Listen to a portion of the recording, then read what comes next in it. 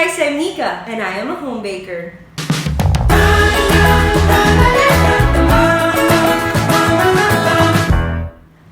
Burnt Basque Cheesecake.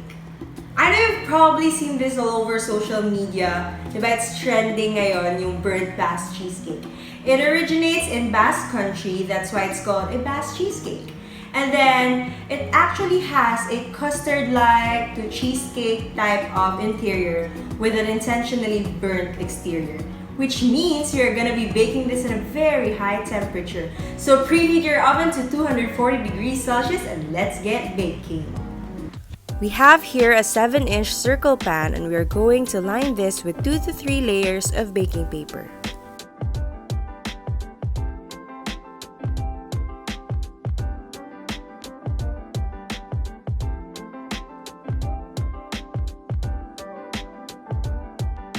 In a bowl of our electric stand mixer, we are going to beat together our cream cheese and sugar with a paddle attachment until smooth. It is very important that our cream cheese is at room temperature in order to get that smooth texture.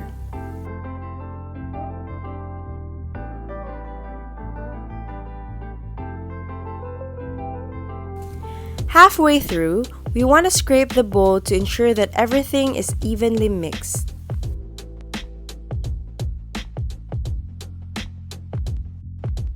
Once you no longer feel the granules of the sugar and everything is smooth, it's time for us to add our eggs one at a time and beat this again until smooth.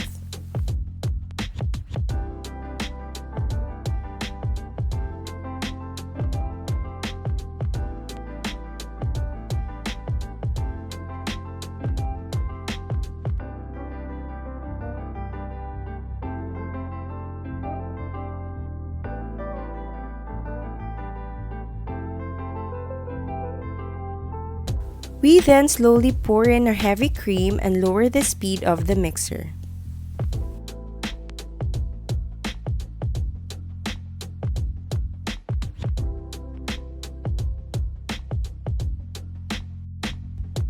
Next, we are going to add in our vanilla. This is optional, but you can also add in lemon juice or lemon extract and beat this just until combined.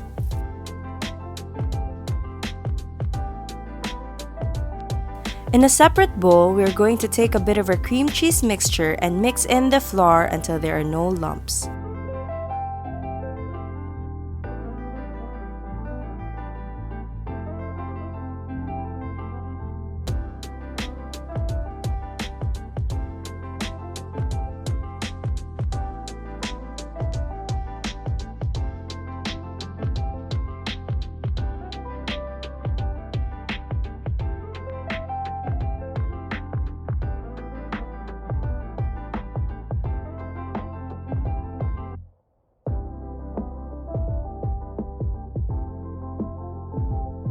We then combine this to the rest of the batter.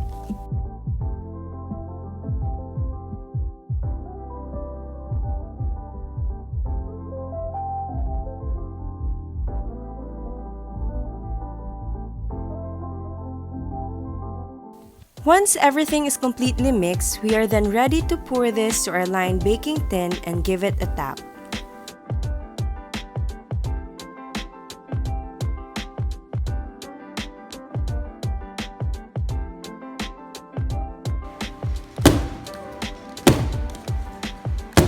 We are going to bake this for 30 to 40 minutes until the top part is charred and the middle is wobbly. Once out of the oven, we are going to let this cool completely and allow the cheesecake to set. Our cheesecake is ready, which means it's time to slice it.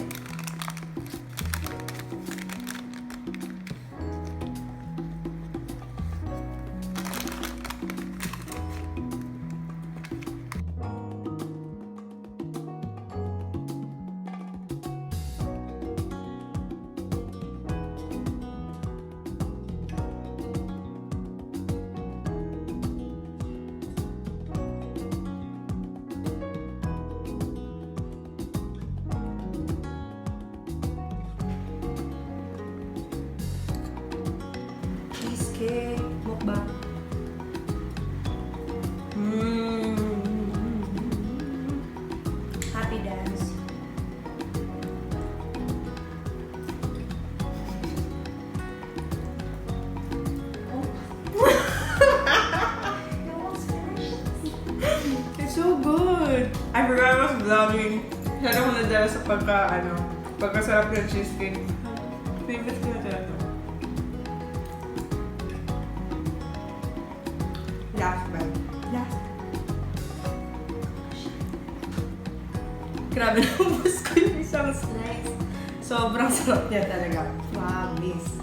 So, after baking ng cheesecake, you need to let it cool muna at room temperature. Siguro, inabot siya ng 4 hours yung akin. Inabot siya ng 4 hours bago siya na completely cool.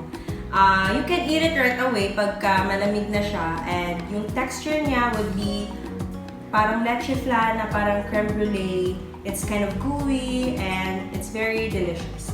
But if you also want na mas firm gaya nito, nung slice ko ngayon, after siya mag-cook completely at room temperature, I let it rest sa loob ng refrigerator and let it chill bago i-serve. Yung bitterness ng kanyang exterior, nababalance out niya kasi yung pagka-sweet and medyo tangy dahil sa lemon extract na ginamit natin or lemon flavoring.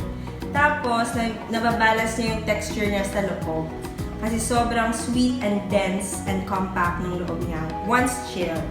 So, yan. Sana itry nyo to. If cheesecake lover kayo, nako, sobrang may enjoy nyo to. Kasi ako mismo, tsaka yung family ko, sobrang favorite nila to ngayon. Ito yung current favorite cake nila na niluto ko ngayon. For the complete list of ingredients and measurements, you can check it down below sa description box. Tapos, kung may mga questions kayo, like mga substitute ng mga certain ingredients, or may mga request kayo na recipes, just comment them down below.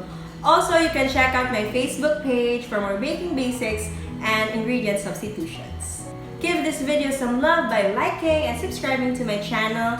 Don't forget, next week may bago na naman po tayong video, so click the notification bell para ma-notify kayo. That's it for this week. Happy baking!